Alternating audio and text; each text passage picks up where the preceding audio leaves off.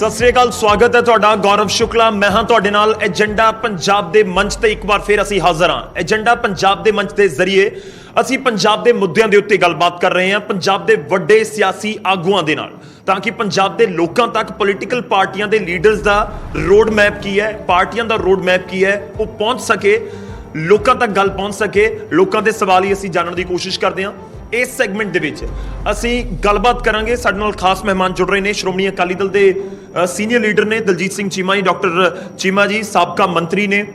चीमा साहब बहुत बहुत स्वागत है। इस सैगमेंट दे विच असीं बहुत सारे इशूज़ दे उत्ते गलबात करांगे, खास तौर ते क्योंकि पंजाब दे विच इस समय एजुकेशन का बहुत जिक्र हो रहा, सिक्ख्या दा, और सिक्ख्या दा मंत्राला भी चीमा साहब देख चुके ने अकाली भाजपा सरकार समय, तो उस मुद्दे उत्ते भी गलबात करांगे। मेरे सहयोगी विजय भला बराड़ भी साडे नाल होंगे। विजय चीमा साहब, चलो गौरव ने जिवें गल कीती है, शुरुआत इत्थों ही कर लैंदे आ। मैं बेसिकली शुरुआत करनी चाह रहा सी सियासत दी बयानबाजी तो और सियासत दा एक जिहड़ा पद्धर हुंदा है उत्थों, पर मैं उहदे नाल ही ये चीज़ ही जोड़ दिंदा कि जदों हुण दिल्ली मॉडल दा पंजाब 'च जिक्र होण लग्या तो पहली इशू होया एजुकेशन। गौरव ने जिक्र करता, मैं कहा इत्थों ही शुरुआत कर लैंदे आ। कोई कहता कि साडे स्कूल आके देखो, असीं दिखाने हैं, पंजाब वाले कहते हैं साडे देखो, इन्ने दी एग्जाम्पल दे दिओ, इन्ने दी एग्जाम्पल। तुसीं इस सारी कवायद नूं किवें देख रहे हो, क्योंकि तुसीं बावास्ता रहे हो, लंबा समा इस महकमे नूं लीड कीता है। देखो गल ये है, पहला तो तुहाडा धन्नवाद कि तुसीं मैनूं समा दिता।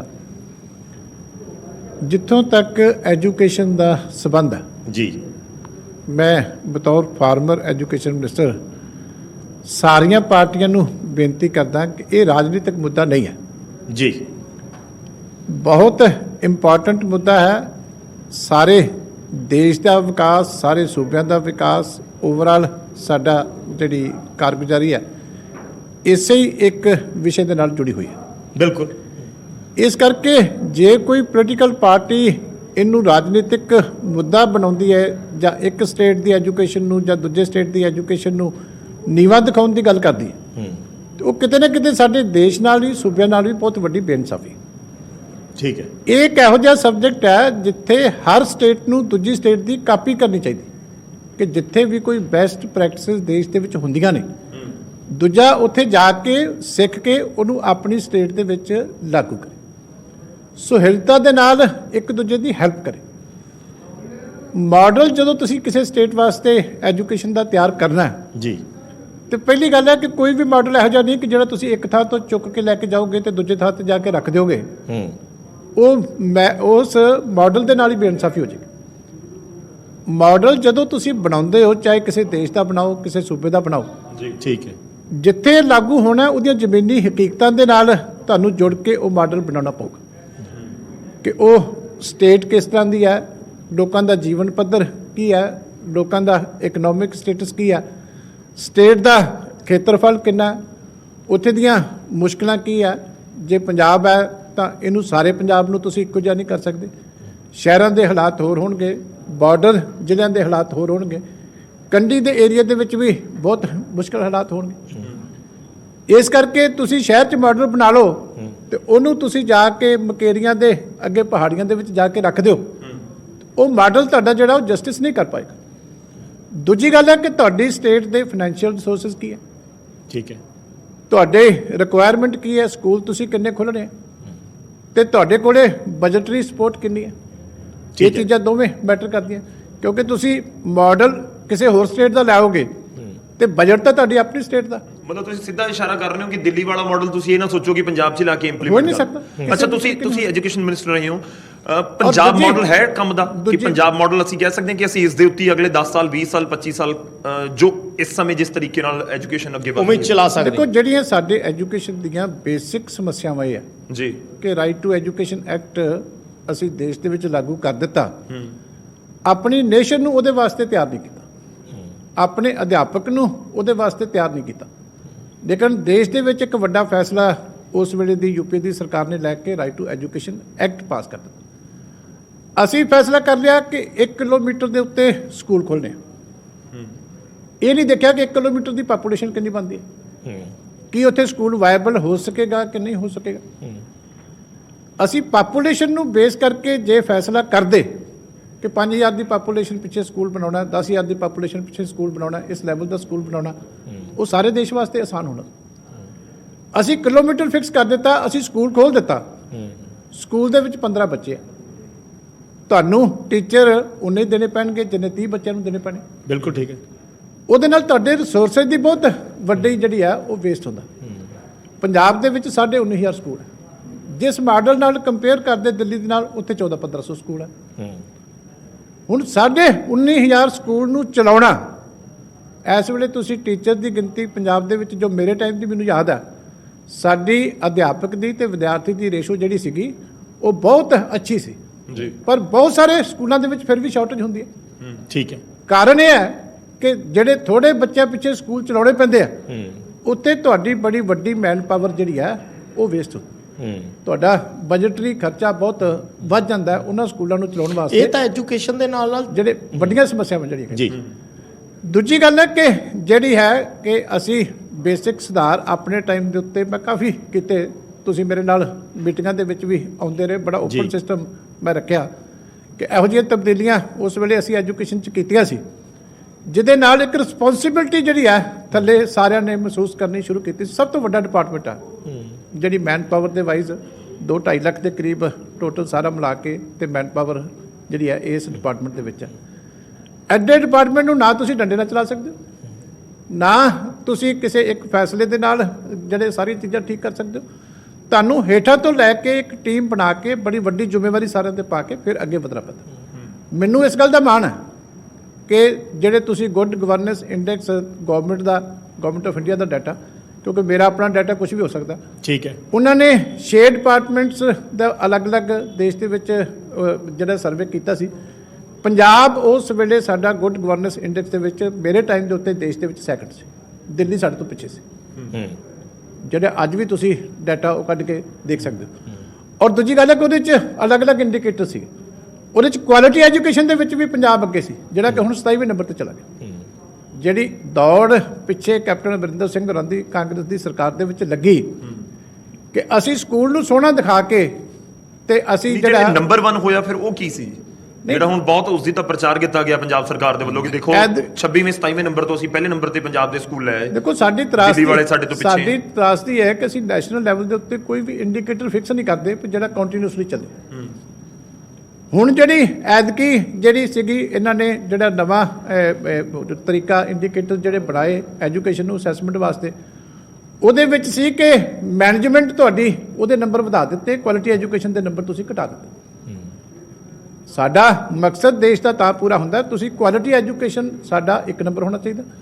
ਤੁਸੀਂ ਦਰਖਤ ਥੱਲੇ ਵੀ, ਅਸੀਂ ਪੜ੍ਹੇ ਹਾਂ ਦਰਖਤਾਂ ਥੱਲੇ ਬੈਠ ਕੇ, ਦਰਖਤ ਥੱਲੇ ਬੈਠ ਕੇ ਵੀ ਬੱਚੇ ਨੂੰ ਕੁਆਲਿਟੀ ਐਜੂਕੇਸ਼ਨ ਦੇ ਰਹੇ ਹੋ, ਤਾਂ ਮੇਰੇ ਹਿਸਾਬ ਨਾਲ ਉਹ ਸਿਸਟਮ ਬੈਟਰ ਹੈ। ਇਹਦੇ ਨਾਲ ਪਰ ਤੁਸੀਂ ਇਹ ਕਹੋ ਕਿ ਅਸੀਂ ਕਲੀ ਕਰਾਤਾ, ਸਾਰਾ ਕੁਝ ਕਰਾ ਦਿੱਤਾ, ਲੇਕਿਨ ਅਕੈਡਮਿਕ ਸਟੈਂਡਰਡਸ ਦੇ ਨਾਲ ਤੁਸੀਂ ਕੰਪਰੋਮਾਈਜ਼ ਕਰਦੇ ਹੋ, ਤੇ ਇਹ ਸੂਬੇ ਦੇ ਨਾਲ ਦੇਸ਼ ਦੇ ਹਿੱਤਾਂ ਦੇ ਨਾਲ ਬਹੁਤ ਵੱਡਾ ਇਹ ਅਕੈਡਮਿਕ ਸਟੈਂਡਰਡਸ ਨੂੰ ਲੈ ਕੇ ਹੁਣ ਐਤਕੀ ਰਾਜਸਥਾਨ ਦਾ ਜਿਹੜਾ ਹੈ ਜੀ, ਰਾਜਸਥਾਨ ਦੀ ਜਿਹੜੀ ਹੈਗੀ ਹੈ ਜਿਹੜਾ ਰੀਸੈਂਟ ਸਰਵੇ ਹੋਇਆ, ਉਹਦੇ ਵਿੱਚ ਰਾਜਸਥਾਨ ਪੰਜਾਬ ਦੇ ਨਾਲੋਂ ਜਿਹੜਾ ਹੈਗਾ ਅਕੈਡਮਿਕ ਸਟੈਂਡਰਡ ਦੇ ਵਿੱਚ ਬਹੁਤ ਅੱਗੇ ਹੈ, ਪਰ ਮੈਨੇਜਮੈਂਟ ਦੇ ਵਿੱਚ ਉਹ ਬਹੁਤ ਪਿੱਛੇ। ਨਹੀਂ, ਪਰ ਉਸ ਨੂੰ ਲੈ ਕੇ ਹੁਣ ਇਹ ਸਾਡੇ ਦੇਸ਼ ਦੀ ਚਾਇਸ ਦੇਖੋ, ਮੈਂ ਇਹ ਕਹਿਣਾ ਚਾਹ ਰਿਹਾ ਅਸੀਂ ਉਸ ਮੈਨੇਜਮੈਂਟ ਨੂੰ ਪ੍ਰੈਫਰ ਕਰ ਰਹੇ ਹਾਂ ਕਿ ਜਿਹੜੀ ਅਕੈਡਮਿਕ ਸਟੈਂਡਰਡ ਥੱਲੇ ਜਾ ਰਹੀ।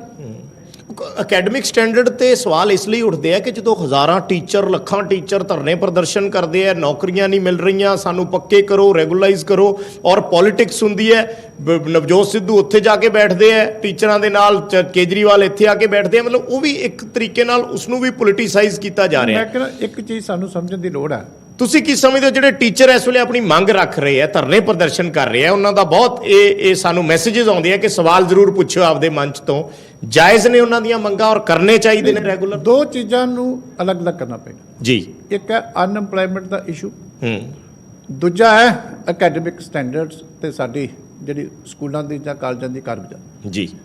ਦੇਖੋ ਇਸ ਵੇਲੇ ਪੰਜਾਬ ਦੇ ਵਿੱਚ 24 ਲੱਖ ਦੇ ਕਰੀਬ ਬੱਚੇ ਸਰਕਾਰੀ ਸਕੂਲਾਂ 'ਚ ਪੜ੍ਹਦੇ, ਆਲਮੋਸਟ ਇੰਨਾ ਹੀ ਨੰਬਰ ਜਿਹੜਾ ਹੈ, ਥੋੜਾ ਬਹੁਤਾ ਫਰਕ ਹੁੰਦਾ, ਟੋਟਲ ਮਿਲਾ ਕੇ 50 ਲੱਖ ਦੇ ਕਰੀਬ ਬੱਚੇ ਸਕੂਲਾਂ ਦੇ ਵਿੱਚ ਪੜ੍ਹਦੇ। ਕਾਲਜਾਂ ਦੀ ਗਿਣਤੀ ਵੱਖਰੀ। ਹਰ ਸਾਲ ਜੇ ਤੁਸੀਂ ਮੈਟ੍ਰਿਕ ਦਾ 1 ਸਾਲ ਦੇ ਲਾ ਲਓ ਤਾਂ ਮੈਟ੍ਰਿਕ ਦੇ ਵਿੱਚ ਜਿਹੜਾ ਬੋਰਡ ਦਾ ਐਗਜ਼ਾਮ ਹੁੰਦਾ, ਇਹਦੇ ਵਿੱਚ ਹੀ 3 ਲੱਖ ਦੇ ਕਰੀਬ ਬੱਚੇ ਜਿਹੜੇ ਆ ਉਹ ਅਪੀਅਰ ਹੁੰਦੇ। ਪ੍ਰਾਈਵੇਟ ਸਕੂਲਾਂ ਦੇ CBSE ਦੇ ਨਾਲ ਜ਼ਿਆਦਾ ਜੁੜੇ ਆ, ਇੰਨਾ ਹੀ ਨੰਬਰ ਆਲਮੋਸਟ ਉਨਾ ਹੁੰਦਾ। ਹੁਣ ਕੋਈ ਵੀ ਬੈਚ ਜਾਏਗਾ 6 ਲੱਖ ਸਟੂਡੈਂਟ ਤੁਸੀਂ ਅੱਗੇ ਕਰੀ ਜਾਓ, ਜੇ ਤੁਸੀਂ ਕਹੋਗੇ ਕਿ 6 ਲੱਖ ਜਿਹੜਾ 1 ਸਾਲ 'ਚ ਬੱਚਾ ਤਿਆਰ ਹੁੰਦਾ ਚਾਹੇ ਯੂਨੀਵਰਸਿਟੀਆਂ 'ਚ ਹੁੰਦਾ ਚਾਹੇ ਕਿਸੇ ਹੁੰਦਾ, ਉਹ 100% ਨੂੰ ਜੌਬ ਸਰਕਾਰੀ ਨੌਕਰੀਆਂ ਦੇ ਵਿੱਚ ਮਿਲ ਜਾਏਗੀ। ਤੇ ਜਿਹੜੀ ਸਰਕਾਰ ਇਹ ਲੋਕਾਂ ਨੂੰ ਕਹਿੰਦੀ ਹੈ ਬਹੁਤ ਵੱਡਾ ਧੋਖਾ ਕਰਦੀ। ਗਵਰਨਮੈਂਟ ਸਰਵਿਸ ਦੀ ਇੱਕ ਲਿਮਿਟੇਸ਼ਨ ਹੈ ਕਿ ਜਿਹੜਾ ਬੰਦਾ ਅੱਜ ਗਵਰਨਮੈਂਟ ਸਰਵਿਸ 'ਚ ਆ ਗਿਆ 25 ਸਾਲ ਦੀ ਸਰਵਿਸ 'ਚ, ਉਹਨੇ 35 ਸਾਲ ਨਹੀਂ ਉਹ ਪੋਸਟ ਛੱਡਣੀ, ਪੋਸਟਡ ਹੈ, ਫਿਰ ਰਿਟਾਇਰ ਹੋਣਾ, ਫਿਰ ਉਹਦੇ ਪੋਤਰੇ ਨੂੰ ਮਿਲਣੀ ਹੈ ਫਿਰ ਜਾ ਕੇ ਜਦੋਂ ਦਾਦਾ ਰਿਟਾਇਰ ਹੋ ਗਿਆ। ਇਹ ਇੱਕ ਰਿਐਲਿਟੀ ਹੈ ਜਿਹੜੀ ਸਾਡੇ ਬੱਚਿਆਂ ਨੂੰ, ਸਟੂਡੈਂਟਸ ਨੂੰ ਸਮਝਣਾ ਚਾਹੀਦਾ। ਅਨਐਮਪਲੋਇਮੈਂਟ ਨੂੰ ਕਿਵੇਂ ਹੱਲ ਕਰਨਾ, ਉਹਦੇ ਵਾਸਤੇ ਗਵਰਨਮੈਂਟਾਂ ਦੀ ਵੱਖਰੀ ਪਲਾਨ ਹੋਣੀ ਚਾਹੀਦੀ। ਕਿ ਉਹਦੇ 'ਚ ਸੈਲਫ ਇੰਪਲੋਇਮੈਂਟ ਵੀ ਆਏਗੀ, ਉਹਦੇ 'ਚ ਤੁਸੀਂ ਇਨਵੈਸਟਮੈਂਟ ਕਿੱਥੇ ਕਰਨੀ ਹੈ, ਉਹਦੇ 'ਚ ਤੁਸੀਂ ਦੂਜੇ ਕੰਟਰੀਜ਼ ਨਾਲ ਵੀ ਟਾਈ ਅਪ ਕਰਨੇ ਆ। ਉਹ ਇੱਕ ਬੜਾ ਵੱਡਾ ਵਿਸ਼ਾ ਹੈ ਕਿ ਅਨਐਮਪਲੋਇਮੈਂਟ ਨੂੰ ਕਿਵੇਂ ਹੱਲ ਕਰਨਾ। ਉਹ ਵੀ ਇੱਕ ਸਟੇਟ ਦੀ ਰਿਸਪੌਂਸਿਬਿਲਟੀ ਵੀ ਹੈ, ਨੇਸ਼ਨ ਦੀ ਰਿਸਪੌਂਸਿਬਿਲਟੀ ਵੀ ਹੈ। ਉਹਦੇ 'ਚ ਇਹ ਨਹੀਂ ਕਿ ਉਹਦੇ 'ਚ ਗਵਰਨਮੈਂਟ ਦਾ ਰੋਲ ਨਹੀਂ ਹੈ। ਲੇਕਿਨ ਅਕੈਡਮਿਕ ਐਕਟੀਵਿਟੀ ਸਕੂਲਾਂ ਨੂੰ ਚਲਾਉਣਾ, ਕਾਲਜਾਂ ਨੂੰ ਚਲਾਉਣਾ, ਇਹ ਇੱਕ ਅਲੱਗ ਰੋਲ ਹੈ। ਇਹਦੇ ਤੇ ਵੱਖਰੀ ਐਮਫੈਸਿਸ ਹੋਣੀ ਚਾਹੀਦੀ ਹੈ।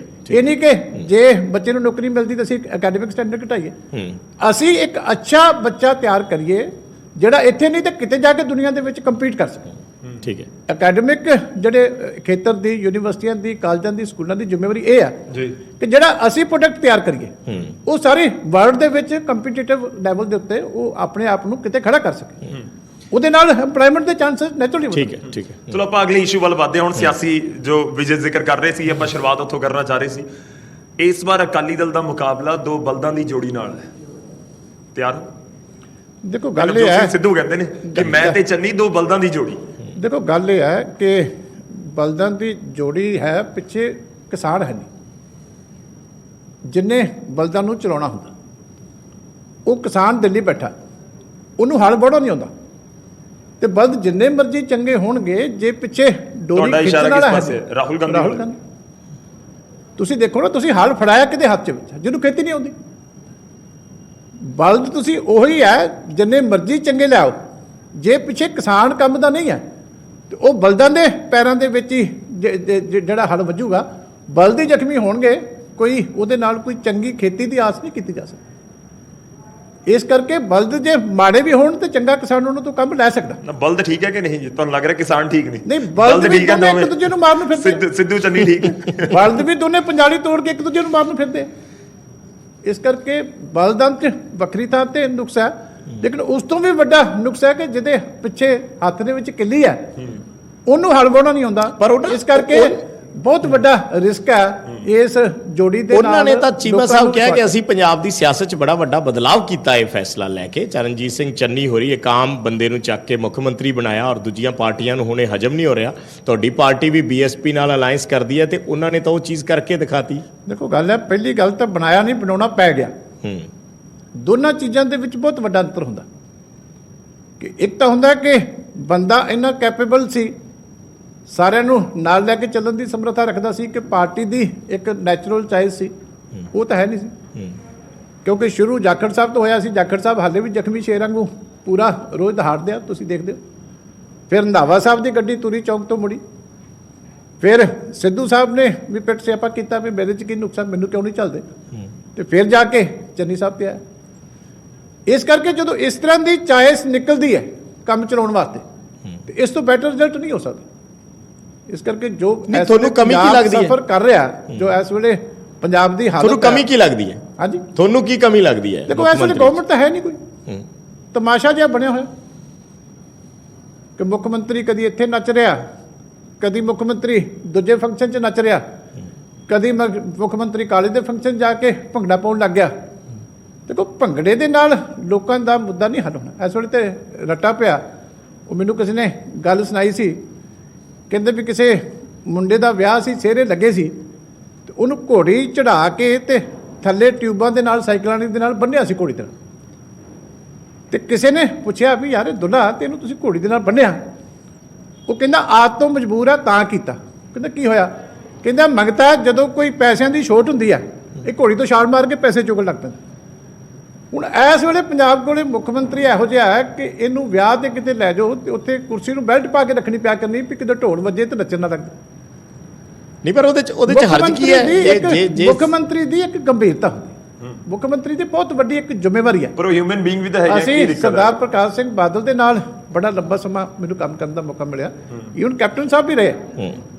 ਪਰ ਮੁੱਖ ਮੰਤਰੀ ਦੀ ਜ਼ਿੰਮੇਵਾਰੀਆਂ ਇਹ ਨਿਭਾ ਸਕਣਗੇ ਚਰਨਜੀਤ ਸਿੰਘ ਚੰਨੀ ਜਾਂ ਨਹੀਂ ਨਿਭਾ ਪਾ ਰਹੇ ਤੁਹਾਡੇ ਸਾਰਿਆਂ ਦੇ ਸਾਹਮਣੇ ਹੈ। ਨਹੀਂ ਕਾਂਗਰਸ ਇਹੀ ਇਸ ਕਹਿੰਦੀ ਕਰਕੇ ਇਸ ਤੋਂ ਵੱਡਾ ਹਜ਼ਮ ਨਹੀਂ ਮਜ਼ਾਕ ਹੋ ਕੀ ਰਿਹਾ ਹੈ? ਕਿ ਅਸੀਂ ਆਮ ਬੰਦੇ ਨੂੰ ਬਣਾਤਾ, ਇੱਕ ਆਮ ਬੰਦਾ ਜੋ ਕੰਮ ਕਰਦਾ ਉਹੀ ਚਰਨਜੀਤ ਸਿੰਘ ਚੰਨੀ ਕਰ ਰਹੇ ਔਰ ਵਿਰੋਧੀਆਂ ਨੂੰ ਇਹੀ ਗੱਲ ਹਜ਼ਮ ਨਹੀਂ ਹੋ ਰਹੀ। ਉਹਨਾਂ ਨੂੰ ਲੱਗਦਾ ਹੈ ਕਿ ਸਿਰਫ ਇੱਕ ਨੁਕਤਾਚੀਨੀ ਦੇ ਮੈਂ ਤਾਂ- ਮਕਸਦ ਨਾਲ ਕਿਹਾ ਮੈਂ ਜਾਂਦਾ। ਤਾਂ ਇਹ ਕਹਿ ਸਕਦਾ ਕਿ ਜੋ ਕੁਝ ਚਰਨਜੀਤ ਸਿੰਘ ਚੰਨੀ ਸਾਹਿਬ ਕਰ ਰਹੇ ਇਹ ਤੁਸੀਂ ਦੇਖਿਓ ਕਿ ਮਹੀਨੇ ਡੇਢ ਮਹੀਨੇ ਬਾਅਦ ਰਾਜਾ ਵੜਿੰਗ ਵਰਗੇ ਬੱਸਾਂ ਦੇ ਵਿੱਚ ਚੜ੍ਹ ਕੇ ਜਿਵੇਂ ਚੁਟਕਲੇ ਦੀਆਂ ਕਿਤਾਬਾਂ ਅਕਬਰ ਤੇ ਬੀਰਬਲ ਦੀਆਂ ਵਿਕਦੀਆਂ ਸੀ ਨਾ, ਇਦਾਂ ਚੰਨੀ ਦੇ ਚੁਟਕਲੇ ਤੇ ਸਿੱਧੂ ਦੇ ਚੁਟਕਲੇ ਇੱਕ ਪਾਸੇ ਉਹਦਾ ਬਣਿਆ ਹੋਊਗਾ, ਇੱਕ ਪਾਸੇ ਉਹਦਾ ਬਣਿਆ ਹੋਊਗਾ ਤੇ ਰਾਜਾ ਵੜਿੰਗ ਦੀ ਬੱਸਾਂ 'ਚ ਵੇਚਿਆ ਕਰਨਗੇ। ਤੁਸੀਂ ਹੁਣ ਸਿਆਸਤ ਦੀ ਇਹ ਹਾਲ ਹੈ ਇਸ ਅੱਜ ਦੀ ਇਸ ਰਾਜਨੀਤੀ ਦਾ, ਇਹਨਾਂ ਦਾ ਜੋ ਰਾਜਨੀਤੀ ਦਾ ਬਿਆਰ ਇਹਨਾਂ ਨੇ ਕਾਇਮ ਕੀਤਾ ਉਹਦਾ। ਤੁਸੀਂ ਹੁਣ ਮੌਜੂਦਾ ਸਥਿਤੀ ਨੂੰ ਕਿਵੇਂ ਦੇਖ ਰਹੇ ਹੋ? ਅਕਾਲੀ ਦਲ ਕਿਸ ਨੂੰ ਫਾਈਟ 'ਚ ਦੇਖਦਾ ਹੈ? ਸਿੱਧਾ ਤੁਹਾਡੇ ਸਾਹਮਣੇ ਕੌਣ ਹੈ? ਦੇਖੋ ਇਸ ਵੇਲੇ ਤਾਂ ਅਸੀਂ ਤਾਂ ਲੰਬੇ ਸਮੇਂ ਤੋਂ ਜੋ ਅਸਲੀ ਸਾਡੀ ਆਪੋਜੀਸ਼ਨ ਦੀ ਜ਼ਿੰਮੇਵਾਰੀ ਹੁੰਦੀ ਹੈ ਜੀ ਉਹ ਫੀਲਡ ਦੇ ਵਿੱਚ ਨਿਭਾਵੇ ਕਿ ਪੰਜਾਬ ਦੀ ਜਨਤਾ ਨੂੰ ਲਾਮਬੰਦ ਕਰਦੇ ਆ ਕਿ ਇਸ ਵੇਲੇ ਜੋ ਪੰਜਾਬ ਦੇ ਵਿੱਚ ਚਾਹੇ ਲਾਅ ਐਂਡ ਆਰਡਰ ਦੀ ਹਾਲਤ ਹੈ ਜਾਂ ਜਿੰਨਾ ਰੂਲ ਆਫ ਲਾਅ ਦਾ ਮਾੜਾ ਹਾਲ ਹੈ, ਜਿੰਨੀ ਵੱਡੀ ਕਰਪਸ਼ਨ ਹੈ, ਜਿਸ ਤਰ੍ਹਾਂ ਦੀ ਨੌਨ ਪਰਫਾਰਮੈਂਸ ਹੈ, ਜਿਸ ਤਰ੍ਹਾਂ ਦਾ ਵਿਸ਼ਵਾਸਘਾਤ ਹੋਇਆ, ਇਹਦੇ ਨਾਲ ਸਾਡਾ ਪੰਜਾਬ ਜਿਹੜਾ ਡਿਵੈਲਪਮੈਂਟ ਦੇ ਰਸਤੇ ਦੇ ਉੱਤੇ ਅਸੀਂ ਪਾਇਆ ਸੀ ਮਿਹਨਤ ਕਰਕੇ ਬਹੁਤ ਪਿੱਛੇ ਚਲਾ ਗਿਆ।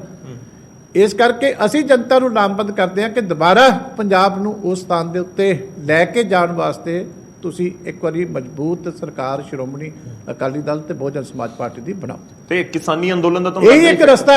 ਹੁਣ ਇਸ ਵੇਲੇ ਜੇ ਤੁਸੀਂ ਕਹੋ ਕਿ ਚੰਨੀ ਸਾਹਿਬ ਨੂੰ ਤੁਸੀਂ ਟ੍ਰੇਨਿੰਗ ਦੇ ਕੇ ਠੀਕ ਕਰ ਲੋਗੇ 10 ਦਿਨਾਂ ਦੇ ਵਿੱਚ, ਨਹੀਂ ਹੋ ਸਕਦਾ। ਇਹ ਜਿਹੜੀ ਘਟੀਆ ਰਾਜਨੀਤੀ ਦੇ ਵਿੱਚ ਇਸ ਵੇਲੇ ਲੱਗੇ ਹੋਏ, ਵੈਂਡੇਟਾ ਪੋਲਿਟਿਕਸ ਦੇ ਵਿੱਚ ਜਿਹੜੇ ਲੱਗੇ ਹੋਏ, ਕਦੀ ਤੁਸੀਂ ਸੁਣਿਆ ਸੀ ਕੋਈ ਹੇਠਲੇ ਪੱਧਰ ਦਾ ਬੰਦਾ ਤਾਂ ਕਿਸੇ ਸਾਜ਼ਿਸ਼ ਦੇ ਵਿੱਚ ਸ਼ਾਮਲ ਹੋ ਜਾਵੇ? ਮੁੱਖ ਮੰਤਰੀ ਪੱਧਰ ਦੇ ਬੰਦੇ ਜਿਹੜੇ ਜਾਲੀ ਗਵਾਹ ਤਿਆਰ ਕਰਨ ਵਾਸਤੇ, ਹੋਮ ਮਿਨਿਸਟਰ ਵਰਗੇ ਜਾਲੀ ਗਵਾਹ ਤਿਆਰ ਕਰਨ ਵਾਸਤੇ, ਦੂਜਿਆਂ ਤੇ ਪਰਚੇ ਦਰਜ ਕਰਾਉਣ ਵਾਸਤੇ, ਇਸ ਲੈਵਲ ਦੀ ਘਟੀਆ ਰਾਜਨੀਤੀ ਕਦੀ ਸੋਚ ਸਕਦੇ ਮੁੱਖ ਮੰਤਰੀ ਸਾਜ਼ਿਸ਼ਾਂ ਦੇ ਵਿੱਚ ਸ਼ਾਮਲ ਹੋ? ਨਹੀਂ, ਉਹ ਇਹੀ ਜ਼ਿਕਰ ਕਰਦੇ ਕਿ ਪ੍ਰੂਫ ਕੀ ਹੈ ਨਾ ਸਾਡੇ ਖਿਲਾਫ ਤੁਸੀਂ ਜ਼ਿਕਰ ਕਰ ਰਹੇ ਹੋ ਕਿ ਗਵਰਨਰ ਅਕਾਲੀ ਦਲ ਕੋਈ ਪ੍ਰੈਸ ਕਾਨਫਰੰਸ ਕਰ ਰਿਹਾ ਹੈ, ਇਲਜ਼ਾਮ ਲਾ ਰਿਹਾ। ਅਸੀਂ ਗਵਰਨਰ ਹਾਊਸ ਦਾ ਸਬੂਤ ਦਿੱਤਾ, ਅੱਜ ਤੱਕ ਕਿਸੇ ਨੇ ਡਿਨਾਈ ਕੀਤਾ? ਰੰਧਾਵਾ ਸਾਹਿਬ ਨੇ ਵੀ ਕਿਹਾ ਜੀ ਅਸੀਂ ਮੀਟਿੰਗਾਂ ਕਰਦੇ ਹਾਂ, ਅਸੀਂ ਅਫਸਰਾਂ ਨੂੰ ਸੱਦਦੇ ਹਾਂ। SIT ਨੂੰ ਸੱਦਣਾ ਤੇ ਗੁਪਤ ਥਾਂ ਦੇ ਉੱਤੇ ਮੀਟਿੰਗ ਕਰਨਾ ਤੇ ਮੁੱਖ ਮੰਤਰੀ ਦਾ ਉੱਥੇ ਸ਼ਾਮਲ ਹੋਣਾ, ਇਹ ਬਹੁਤ ਵੱਡੇ ਕੁਐਸਚਨ ਖੜੇ ਕਰਦਾ ਜਿਹਦਾ ਅੱਜ ਤੱਕ ਕੋਈ ਜਵਾਬ ਨਹੀਂ ਦੇ ਸਕੇ। ਫਿਰ 에ਅਰਪੋਰਟਾਂ ਤੇ ਮੀਟਿੰਗਾਂ ਹੋਈਆਂ, ਉਹ ਵੀ ਅਸੀਂ ਟਾਈਮ ਵੀ ਦੱਸਿਆ, ਕਿਹੜਾ ਕਿਹੜਾ ਅਫਸਰ ਸਾਹਮਣੇ ਸੀ ਉਹ ਵੀ ਦੱਸਿਆ, ਤੇ ਆ ਕਿੰਨੇ ਬਿਊਰੋ ਆਫ ਇਨਵੈਸਟੀਗੇਸ਼ਨ ਦੇ ਮੁਖੀ ਬਦਲ ਗਏ, ਇੱਕ ਹੁਣ ਤੀਸਰੇ ਹਸਪਤਾਲ 'ਚ ਦਾਖਲ ਨੇ। ਕੀ ਇਸ ਲੈਵਲ ਤੱਕ ਤੁਸੀਂ ਕਹੋਗੇ? ਕਿਸੇ ਨੂੰ ਇਹ ਨਹੀਂ ਪਤਾ ਕਿ ਮੈਂ DGP ਅੱਜ ਹੈਗਾ, ਕੱਲ ਨੂੰ ਰਹਿਣਾ ਕਿ ਨਹੀਂ ਰਹਿਣਾ? ਕੀ ਤੁਹਾਡੇ ਹਿਸਾਬ ਨਾਲ DGP ਨੂੰ ਇਸ ਲਈ ਬਦਲਿਆ ਗਿਆ ਕਿ ਉਹ ਅਕਾਲੀ ਦਲ ਤੇ ਕਾਰਵਾਈ ਨਹੀਂ ਕਰ ਰਹੀ? ਸਾਡਾ ਸਰਹੱਦੀ ਸੂਬਾ, ਬੜੀਆਂ ਵੱਡੀਆਂ ਜ਼ਿੰਮੇਵਾਰੀਆਂ ਨੇ ਸਟੇਟ ਦੇ ਉੱਤੇ, ਪੁਲਿਸ ਦੇ ਉੱਤੇ, ਸਰਹੱਦੀ ਸੂਬੇ ਦੀਆਂ।